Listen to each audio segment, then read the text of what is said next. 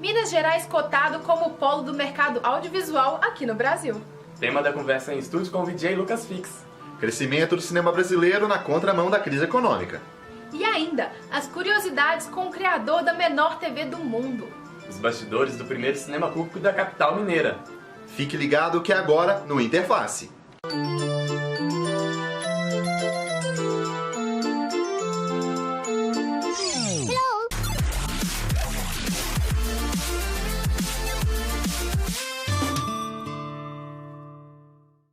Em 2013, a economia brasileira já dava sinais da recessão econômica com um tímido avanço de 2,3%. Foi quando as produções audiovisuais se mostraram independentes no mercado ao registrarem um crescimento de 22%, o maior índice desde 2007, segundo a Agência Nacional de Cinema.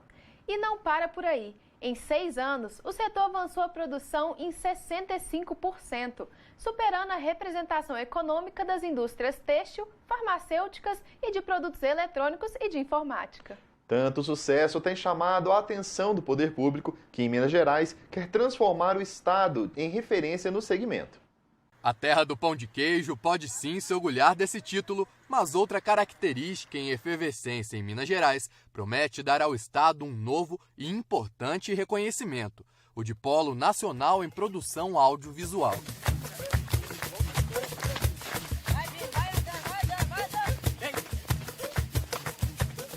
A produção audiovisual mineira, ela é riquíssima, tem uma tradição, né, sobretudo da obra de Humberto Mauro, aliás, lá de Cataguás, da nossa região, né, mas especialmente eu acho que a produção audiovisual ela alcança o cinema, o documentário, a animação, as webséries, videoclipes. Eu acho que a videoarte, né, tão forte aqui, especialmente em Belo Horizonte. Eu acho que Minas Gerais é um centro já histórico e um centro contemporâneo de produção audiovisual em várias frentes, em vários formatos, em várias linguagens narrativas.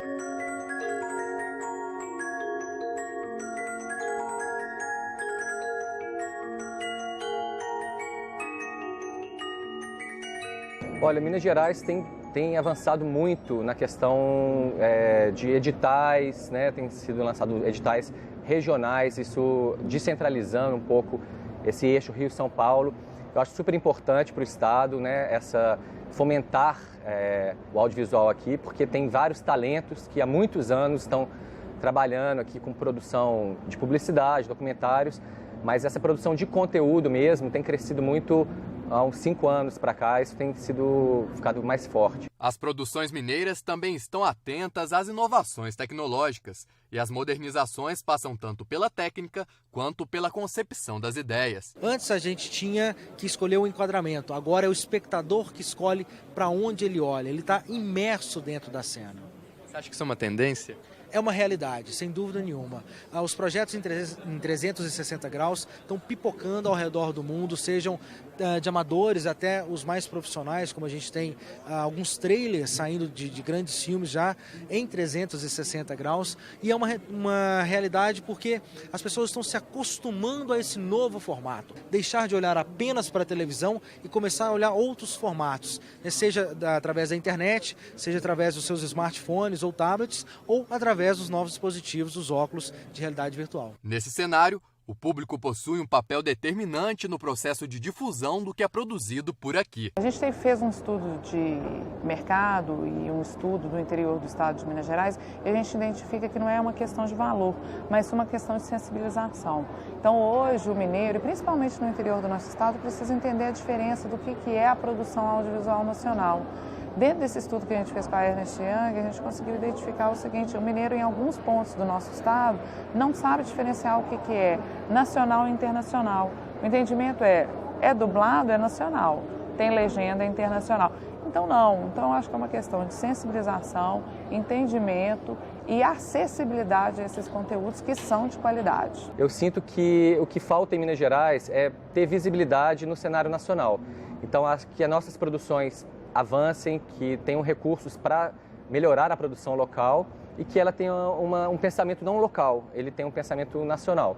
a gente produza coisas aqui para o Brasil e para o mundo, né? Acho que isso que é importante. Um estudo realizado pelo Serviço Brasileiro de Apoio às Micro e Pequenas Empresas, o SEBRAE, mostrou que em 2013 o setor audiovisual foi responsável por 0,57% do produto interno bruto nacional.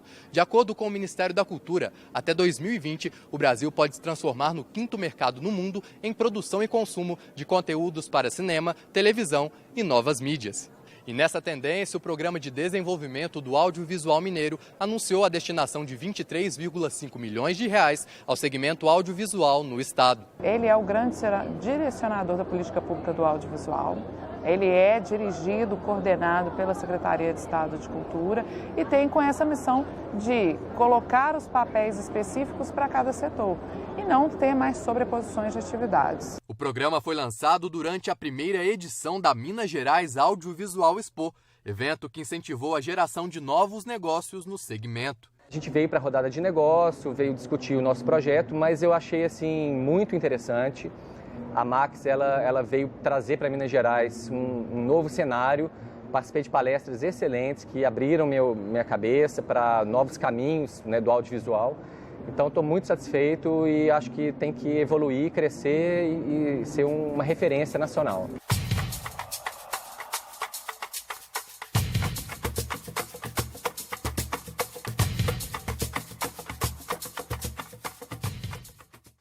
A programação na TV a cabo já não é a mesma desde 2012, quando ao lado das séries americanas começaram a surgir as produções brasileiras de vários gêneros. Resultado da Lei da TV Paga, sancionada no final de 2011 pela então presidente Dilma Rousseff. Desde então, a exibição de conteúdos nacionais tornou-se obrigatória nos horários nobres nas TVs por assinatura. O que fomentou o mercado audiovisual, já que a TV Paga dobrou a audiência em 3 anos e continua a expandir.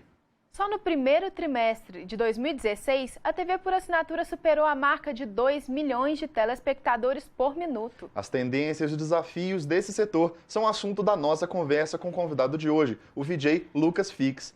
Olá, Lucas, seja bem-vindo à Interface. Olá, tudo bem?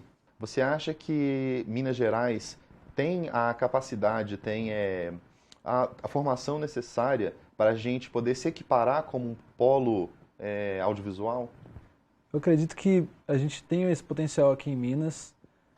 Ainda é necessário aumentar as fontes de conhecimento no nosso estado, né? Criarem mais faculdades, mais cursos e recursos também audiovisuais, como agora está começando a melhorar um pouquinho. Mas o potencial tem, com certeza, até porque hoje em dia você nem precisa segmentar por espaço, todo mundo tem acesso à informação, você consegue na internet se desenvolver sozinho. Pegando esse gancho do youtuber, da internet, que é uma produção independente, como que é esse cenário, os desafios desse mercado, inclusive pegando um pouco da sua experiência? Bom, não é nada fácil você encarar o mercado sozinho, né? Mas eu acredito que é até uma tendência, porque a gente enfrenta crise e tudo mais, às vezes o mercado mesmo não está muito bom, mas eu acredito que sempre tem espaço para quem tem ideia nova, para quem quer fazer alguma coisa diferente. Então, é aquela assim, você está no meio do labirinto ali, você tem que tentar achar uma saída e acaba que dentro de várias possibilidades do mercado audiovisual, sempre tem alguma coisa que você pode fazer diferente, sempre tem alguma coisa nova que você consegue achar espaço. Hoje em dia, por exemplo, Belo Horizonte é carente de animadores, de motion designers, animadores 3D, principalmente. Então, assim, se o cara quiser correr atrás ali, ele consegue achar o espaço dele e, às vezes, sobreviver como freelancer, montar um estúdio. Eu acredito que em BH, assim, ainda tem bastante espaço. E não só em BH, mas no estado de Minas todo, assim. Certo, eu estava até conversando com a Elisa mais cedo.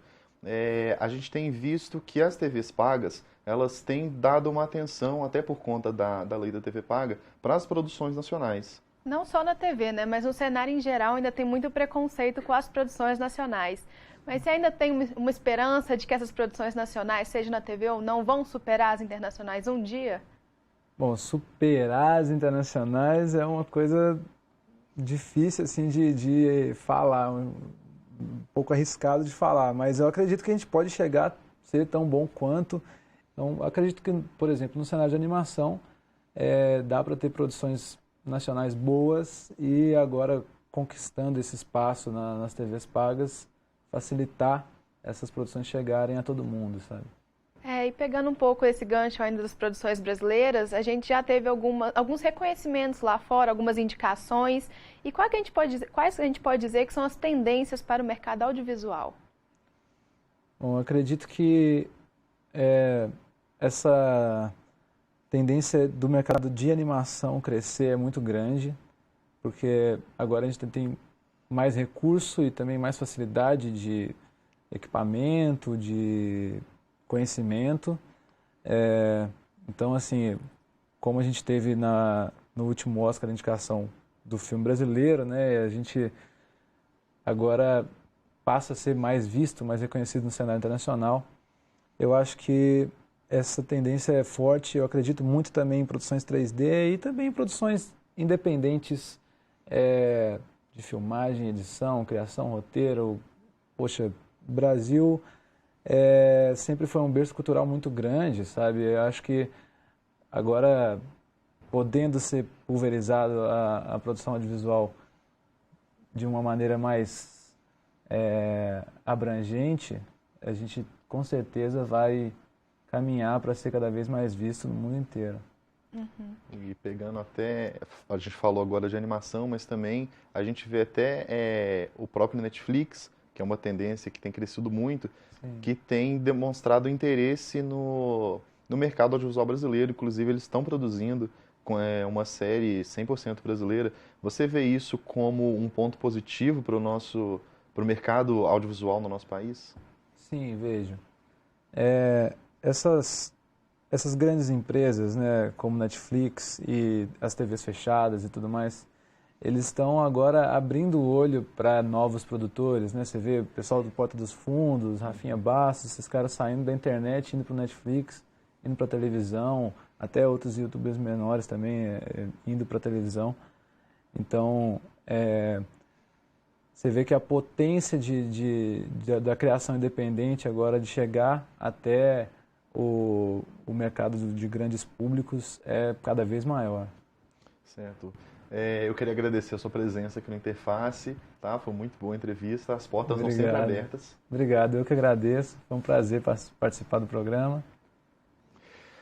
Bom, eu fico por aqui, mas daqui a pouco o Matheus Teixeira traz mais novidades sobre o mercado audiovisual. É rapidinho, não saia daí.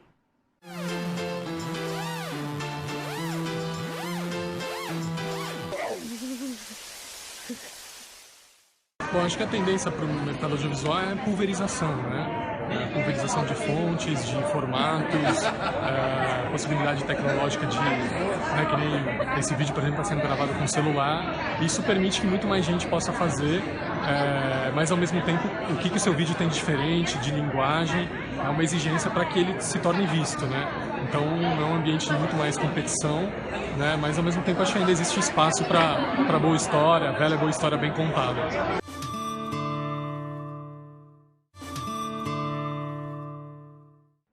A combinação de pipoca mais refrigerante nunca esteve tão em alta aqui no Brasil. É isso mesmo, Elisa, que o número de salas de cinema atingiu no ano passado o maior índice desde os anos 70. E junto, cresceram as produções de longa-metragens nacionais, o número de espectadores e a renda com as bilheterias, injetando mais de 2 bilhões de reais na economia brasileira em 2015. E as produções com sucesso em vários segmentos têm despertado talentos e mostrado que o Brasil tem muito a oferecer na disputa pela estatueta mais cobiçada do mundo no cinema.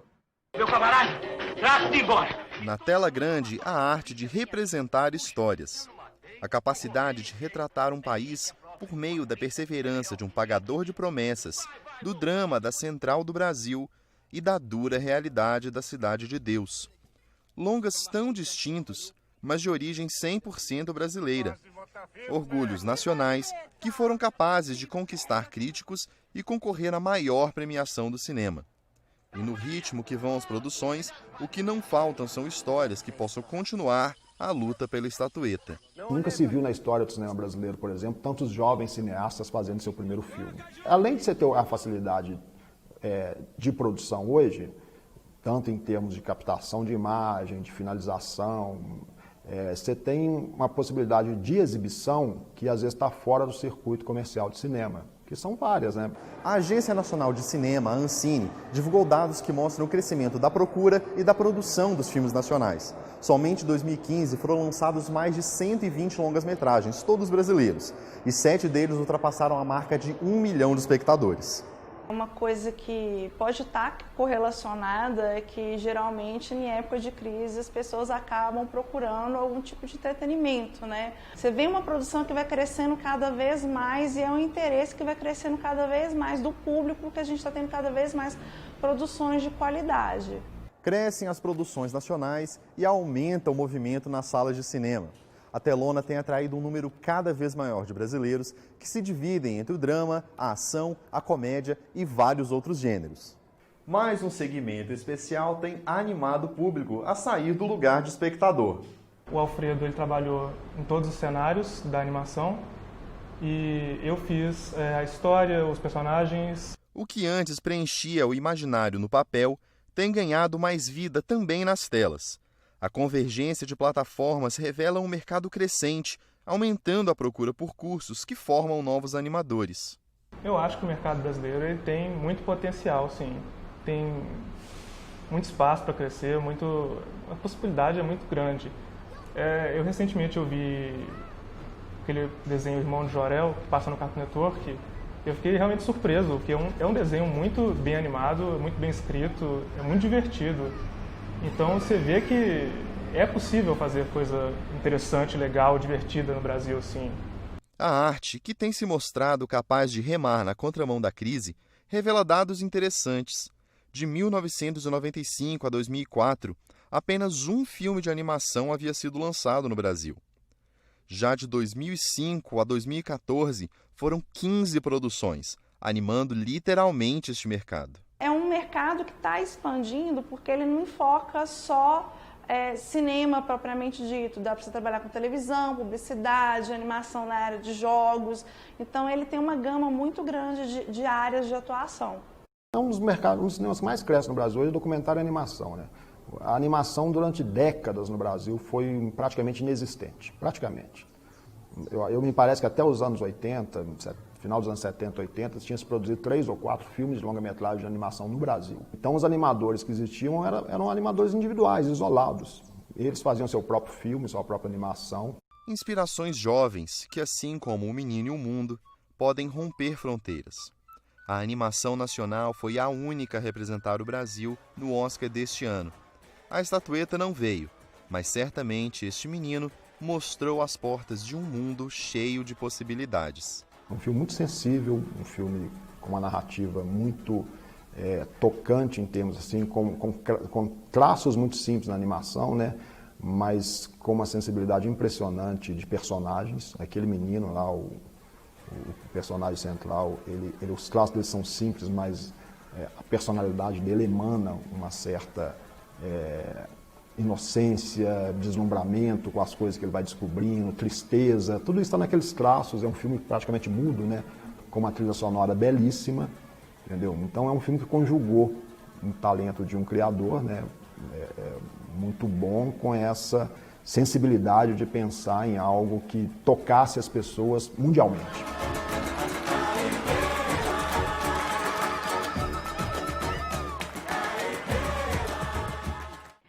Câmera na mão e uma ideia na cabeça. Pode até parecer clichê, mas este foi o pontapé de um projeto que deu origem à menor TV do mundo, localizada em Sabará, na região metropolitana.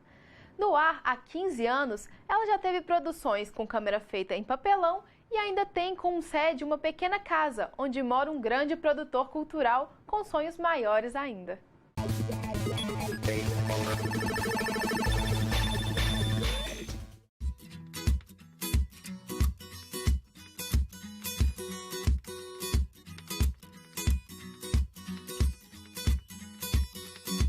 Eu sou Francisco Dário, né? Conhecido como Chiquinho da TV Muro, né? De Sabará. Hoje eu era faxineiro, Aí a prefeitura me valorizou como trabalhar na parte de cultura, na Secretaria de Cultura. Aqui como produtor cultural, né, é uma pessoa do povo, né? Eu sou muito simples, muito alegre, de uma família muito humilde e que toda a vida eu gostei de trabalhar para dentro de uma comunidade onde eu vivo.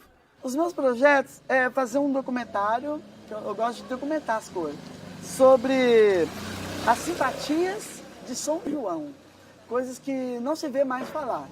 Assim como eu fiz as lendas de Sabará. Esse lado também do cinema é gostoso você produzir. Sabe, eu venho nos pontos das cidades turísticas de Sabará, por se tratar de uma cidade histórica. A gente tem aqui muitos monumentos que devem ser divulgados. E eu uso um pouco disso na minha mídia, na TV Muro. A TV Muro surgiu de um sonho, de uma televisão que ainda se chamava TV Verde, que eu e meu amigo Rodrigo Ribeiro, nós fizemos no fundo de quintal 2 câmeras de papelão, como tem nas grandes emissoras de TV, e o link era no guarda-chuva, ao contrário, com o cabo virado para o sol. E os cabos eram barbantes. Eu liguei o cabo lá no muro. E um dia uma pessoa passou, Kim, você tá doido, Kim? Que é isso, uma televisão no muro? Nunca vi isso não, que é isso? Aí eu falei, uma TV no muro, o nome TV Muro. Para você manter uma equipe de TV é muito caro, né? E aqui a mão de obra é muito barata, que é a família. Mas a família é muito legal.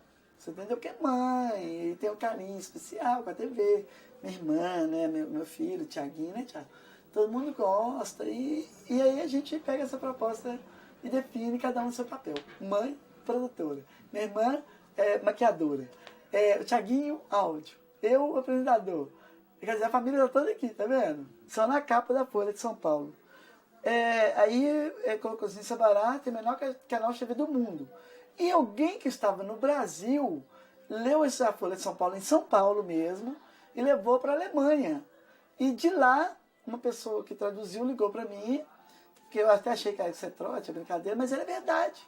Aí o pessoal veio de lá da Alemanha, aqui os alemães, um microfone desse tamanho, amarelo e branco, e gravou comigo. Trabalhar os diferenciais na arte você procurar algo que seria uma coisa inusitada. Por exemplo, eu fiz aqui o resgate cultural das lendas folclóricas da região. Era uma coisa que foi perdida com o tempo e ficou no passado. E eu vi que era legal trazer isso para os jovens de hoje e presente, para não deixar morrer no futuro. E a cidade ganha com isso, a cidade fica satisfeitíssima. Nossa, aonde eu ando, as pessoas falam, nossa, que legal você divulgando Sabará, você levando Sabará para a televisão. É uma cidade assim, que a gente vê tantas coisas boas e que ninguém descobre lá fora.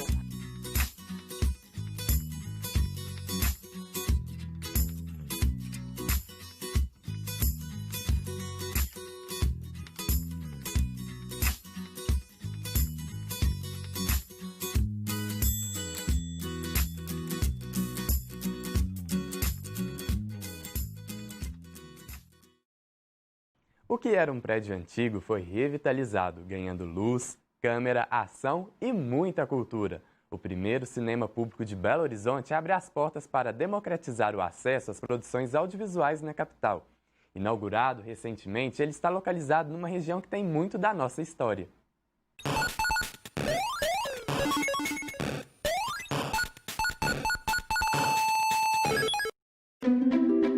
Quem passa pelo bairro Santa Teresa, na capital mineira, já deve ter notado um prédio de arquitetura Art Deco da década de 40. Agora imagine poder voltar à história como num filme. Desaparecem os pontos dos verdadeiros pontos da cidade, como esse que aí vemos em sua última viagem. O espaço foi projetado por um italiano para entrar em cena e ser mais um cine de BH. O local abrigou filmes e grandes clássicos, isso até 1980, quando no projetor já não eram mais vistos as obras do cinema. Era o início de outra era. A perda de identidade do cine deu lugar a danceteria e casas de shows. Parte dos moradores não gostaram e reivindicaram a volta do lugar com sua função principal, ponto de cultura. Os anos se passaram e a recuperação do prédio foi feita, sendo reinaugurado e abrindo as portas em 2016. Assunto para um próximo filme. Que tal uma nova sessão? E o melhor, agora é de graça!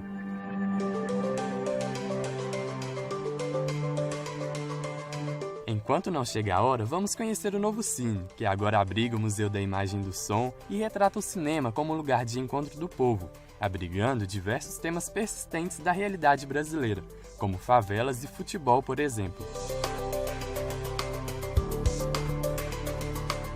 Ainda dá tempo de dar uma passadinha na biblioteca, folhear algum livro ou conhecer um pouco mais sobre a sétima arte. Já está quase na hora do filme começar. E que tal escolher uma das mais de 120 cadeiras, porque vem aí mais uma sessão no novíssimo Cine Santa Teresa. Esperamos que permaneça como palco, não só de filmes, mas da cultura. Cultura esta que jamais deve sair de cena.